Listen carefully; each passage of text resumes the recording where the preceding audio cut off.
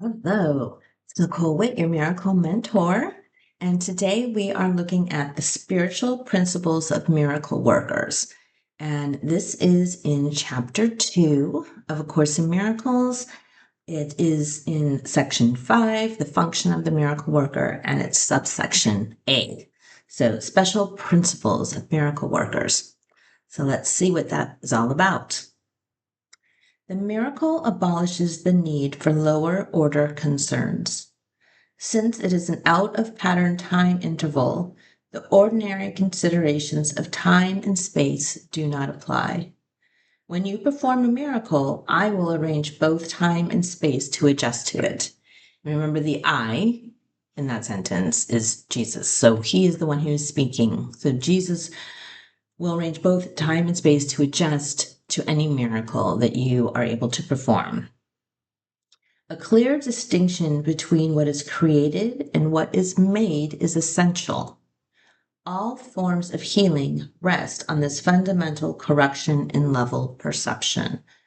So, a clear distinction between what is created and what is made. So, remember the world as we see it with our physical eyes and hear it with our physical ears and seem to touch it with our physical body, and this place where we have our daily existence, this was made.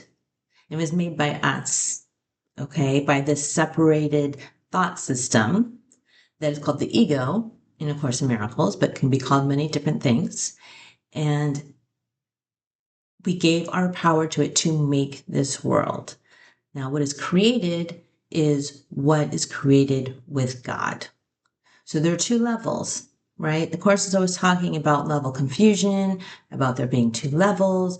In reality, there's not two levels. There's only one, because the lower level does not really exist. As he said in the beginning, the miracle abolishes the need for lower order concerns, okay? And the miracle is to going from this lower level perception to the higher level perception. Never confuse right and wrong mindedness. Okay, so where is your mind? In the lower order or the higher order? Responding to any form of error with anything except a desire to heal is an expression of this confusion. Okay, so responding to any form of error. So let's say you have the error of seeing error in somebody else.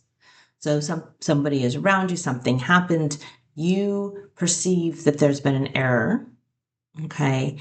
And responding to that with anything other than a desire to heal this idea that there could even be an error, that there could be anything that would affect your safety and that you need to somehow defend and respond to.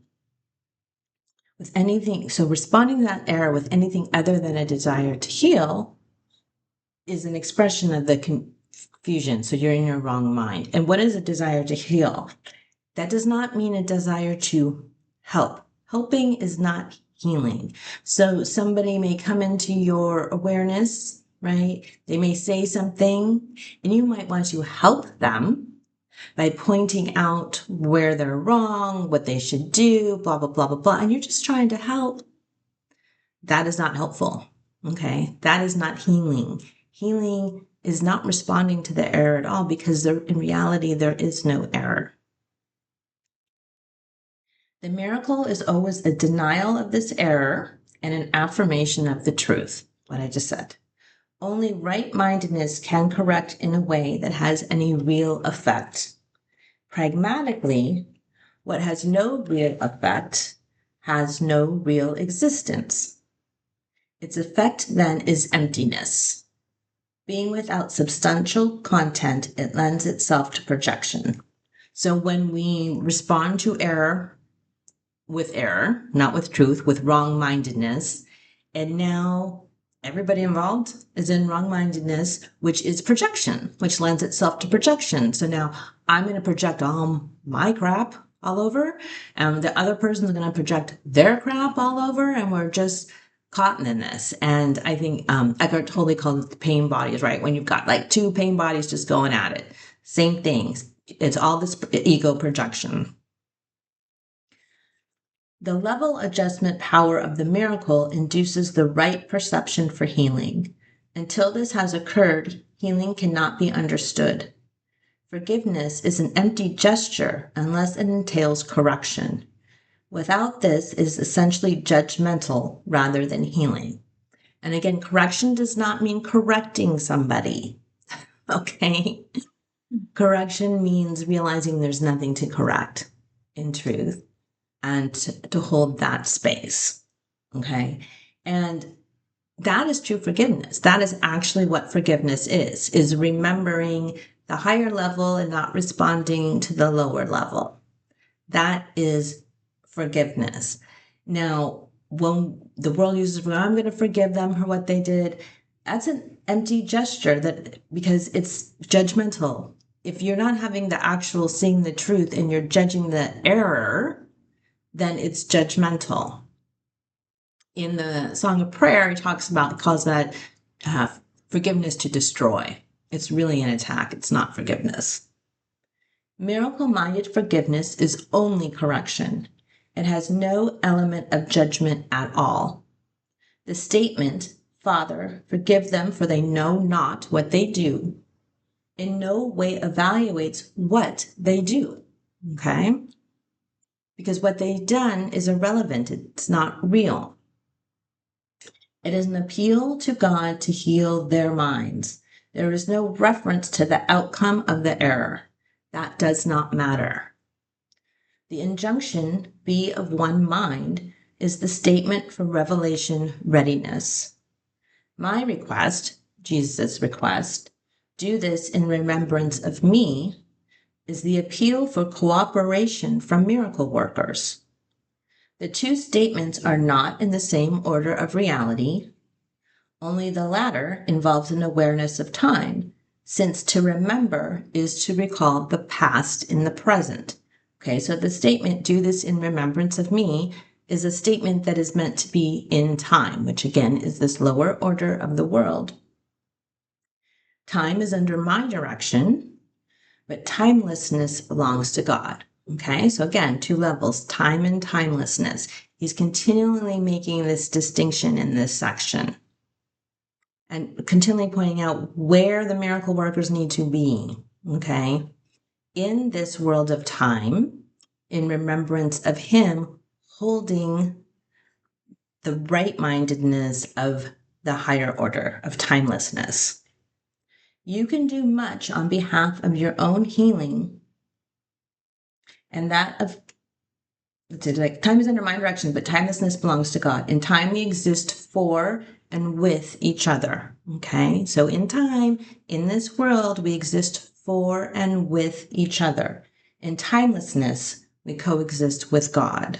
Okay, I find it very interesting in this section. He's really talking about being in the world, but not of it, and being in the world and existing for and with each other that are here, like coming together, remember, supporting each other, loving each other, all while and that's available to us, and we have everything it takes to do that because that is truly our higher self, the second level.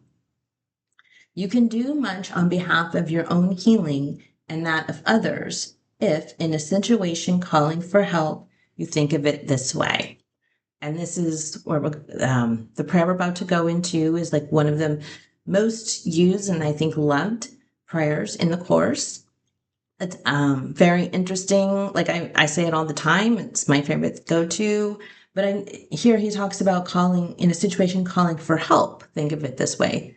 So it's calling for help. Either I'm needing help because I need to get to that timelessness level, or I see that someone else is really stuck in their beliefs and there's help.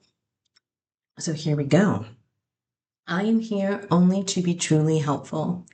I am here to represent him who sent me, right? Represent, re-present. I'm going to present him again. I'm here to represent him who sent me. I do not have to worry about what to say or what to do, because he who sent me will direct me.